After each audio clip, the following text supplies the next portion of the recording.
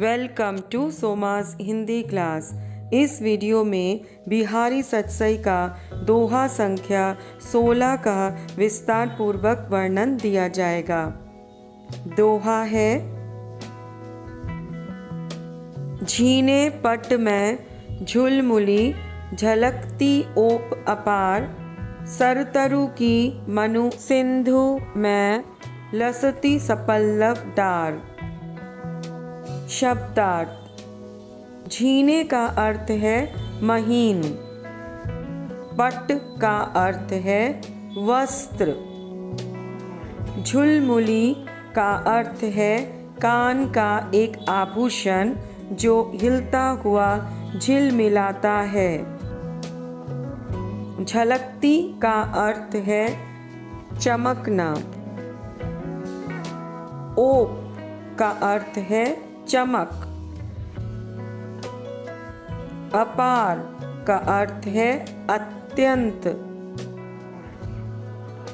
सुरतरु का अर्थ है कल्प वृक्ष नामक वृक्ष जो सारी इच्छाएं पूरी करने वाला माना जाता है। मनु का अर्थ है मानो। सिंधु का अर्थ है समुद्र। लसती का अर्थ है शोभित होती है। सपल्लव का अर्थ है पत्तों से युक्त। डार का अर्थ है डाली, शाखा। अवतरण: प्रस्तुत दोहे में कवि ने महीन वस्त्र धारण करने वाली एक नायिका द्वारा कानों में पहने गए झिलमिली नामक आभूषण का वर्णन किया है। झीने पट में फूटकर निकलती हुई नायिका के शरीर की झलक का वर्णन नायिका की दुति नायक के समक्ष वर्णन कर रही है।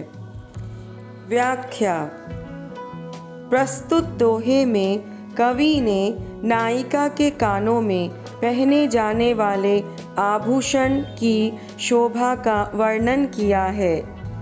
नायिका की दुति नायक के समक्ष इस आभूषण की शोभा का वर्णन करते हुए नायक से कहती है कि नायिका ने कानों में जो झिलमिली धारण कर रखी है उसकी अपार आभा महीन वस्त्र के भीतर से प्रकाशित हो रही है, जिसे देखकर ऐसा प्रतीत होता है मानो समुद्र के भीतर कल्पवृक्ष की पत्तों से युक्त डाल शोभायमान हो रही है।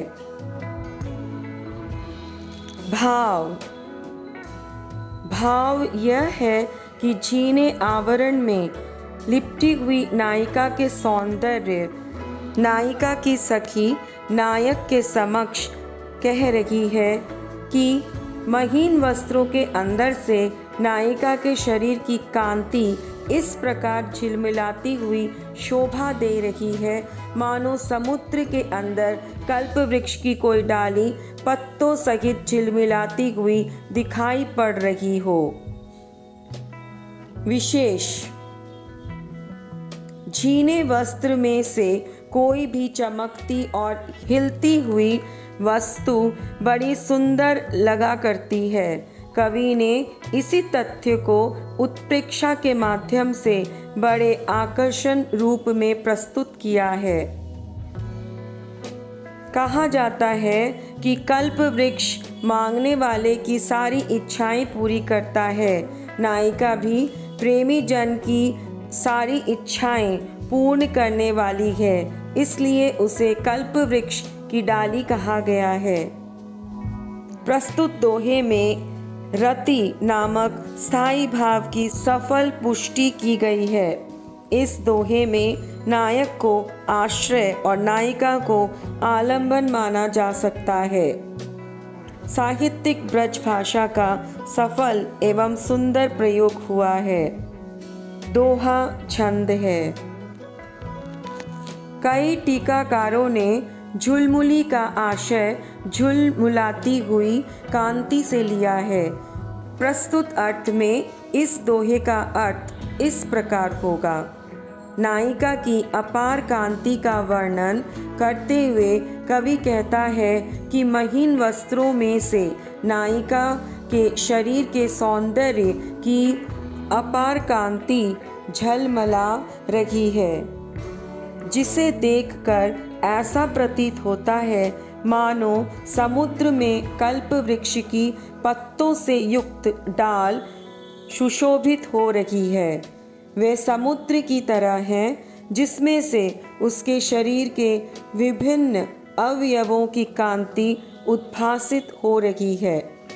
सपल्लव डार का आशय नायिका के हाथ, मुख, पांव, अधर तथा अन्य शरीरांगों से है। अलंकार। झुलमुली झलकती में अनुप्रास अलंकार है। वस्तुतप्रेक्षा अलंकार। संपूर्ण दोहे में वस्तुतप्रेक्षा अलंकार है। वस्तुतप्रेक्षा अलंकार किसे कहते हैं? जहाँ पर प्रस्तुत में अप्रस्तुत की संभावना दिखाई देती है, वहाँ पर वस्तुतप्रेक्षा अलंकार होता है। प्रकृष्ट रूप में देखना ही उत्प्रेक्षा है।